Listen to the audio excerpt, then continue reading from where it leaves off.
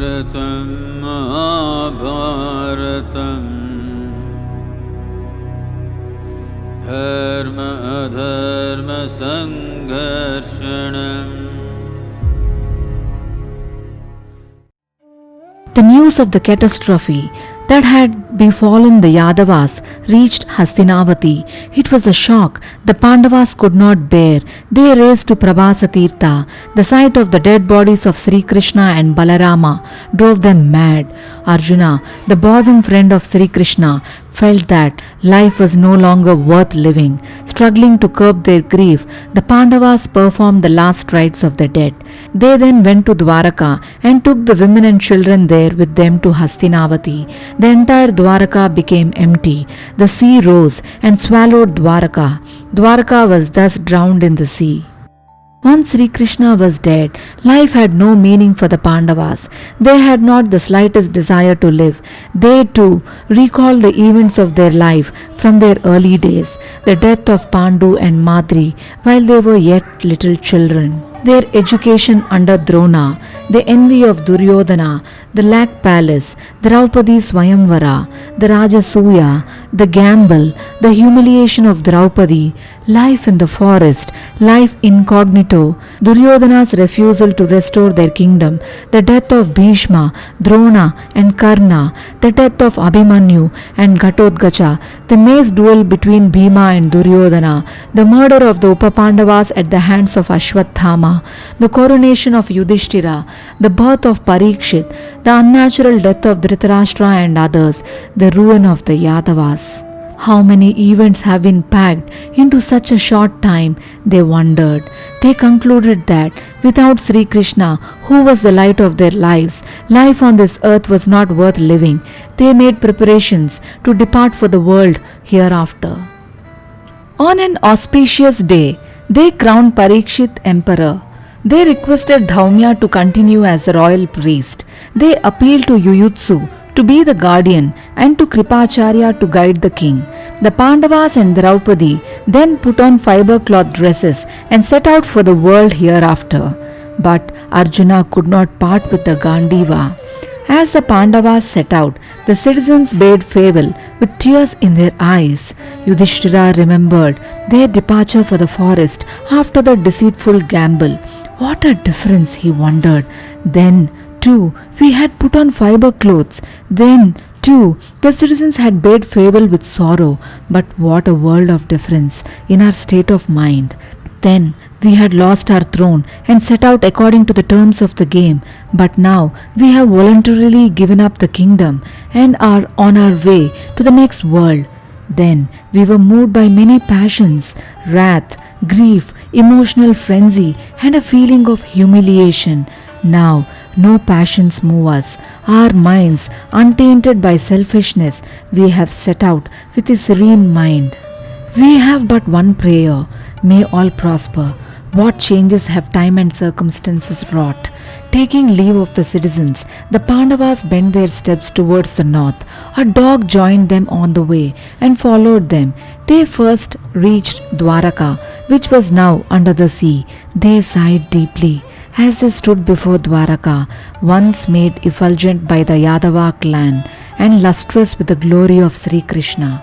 They saw the waves of the sea dashing against what was once Dwaraka.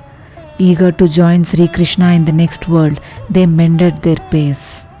On the way, the fire god appeared before them. He said, Arjuna, at the time of the burning of the Khandavavana, I secured the Gandiva from Varuna, the god of sea, and gave it to you. Restore that celestial bow to God Varuna. Accordingly, Arjuna sank the Gandiva in the sea. Soon the waves closed over it and covered it. Arjuna's body trembled at the loss of the Gandiva. He felt as if someone had wrenched his heart from him. He swooned and fell down. The others tended to him and revived him. They continued their journey.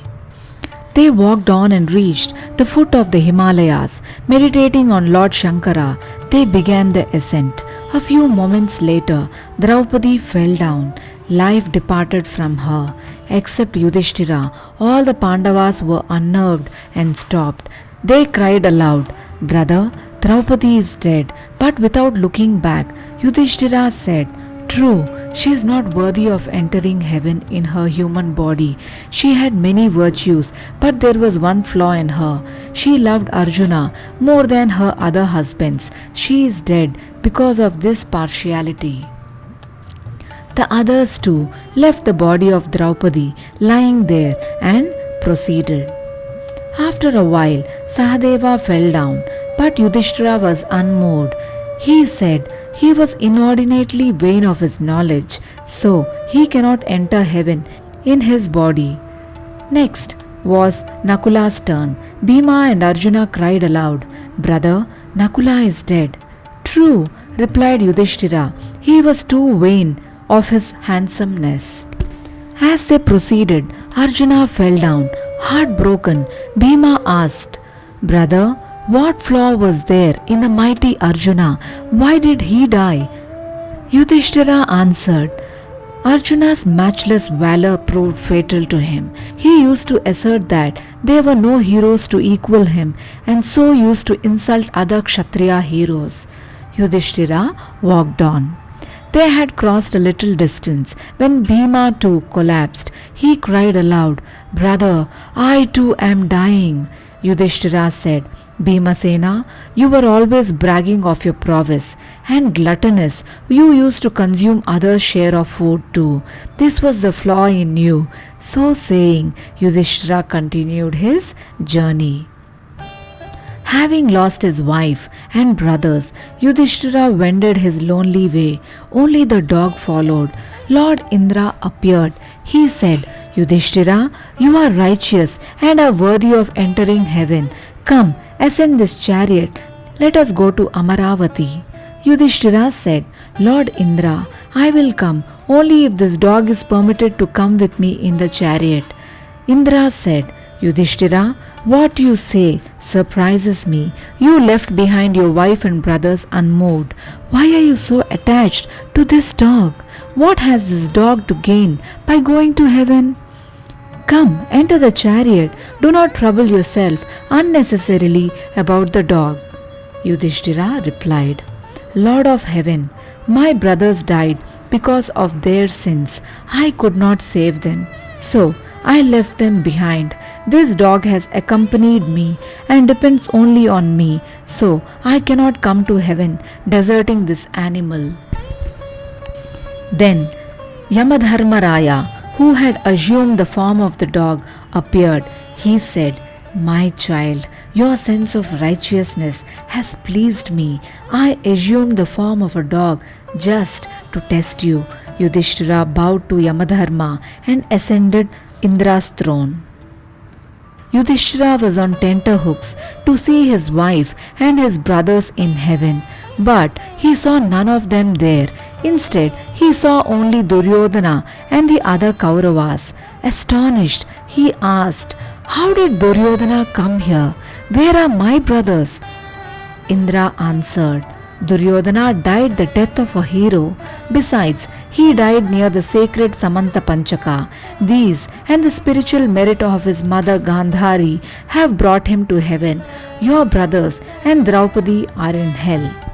You yourself named their sins as they fell down on the way. They are suffering punishment for their sins." Yudhishthira replied, "I do not want a heaven denied to my brothers. Take me also to hell." So he was taken to hell. Yudhishthira could not see his brothers in hell, but he could hear their cries of agony as they suffered for their sins. He said, "While my brothers are undergoing such dreadful punishment here, how can I be in heaven? I will also stay here."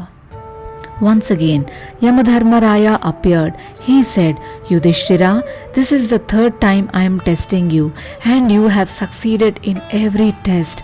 Once I came in the form of a yaksha, killed all your brothers, and asked you, which one shall I recall to life? You were absolutely impartial then, and asked that Nakula should be revived. Then I came in the form of a dog to test you. You said, I am not troubled about the loss of my brothers, but I cannot forsake the dog which has trusted me and displayed your righteousness. And now you have displayed sublime magnanimity by refusing even heaven if you cannot share it with your brothers. Yudhishthira, I am supremely pleased with your righteous nature. You are truly Dharmaraya, a righteous king. Your brothers and Draupadi have expiated their sins. They too will now attain heaven.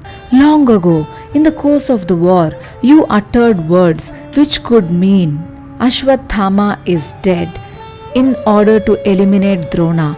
Did you not? For that minor offense, you had to see hell. A sin, no matter who commits it and how minor it is, invites a corresponding punishment. Yudhishthira, you and your brothers and Draupadi can now join your other relatives in heaven. Yudhishthira and the others join their father Pandu, their mothers Kunti and Madri, their grandfather Bhishma, their guru Drona, their uncle Dhritarashtra, their aunt Gandhari, their elder brother Karna, Sri Krishna, Vidura, Duryodhana and other kinsmen and kinswomen in heaven. They lived in lasting joy and peace in heaven, where there is neither death nor pain, neither disease nor ailment. The story of the Mahabharata, which Ugrashrava Sauti narrated, made the rishis of Naimisharanya very happy. They sang the glory of Sri Krishna, the supreme power behind the Mahabharata. Vasudeva Sutam Devam Kamsa Chanura Mardanam Devaki Paramanandam Krishnam Vande Jagadgurum. I bow to Sri Krishna, who overcame Kamsa and Chanura, who bestowed supreme bliss on Devaki, who is the Guru of the entire world and who is God.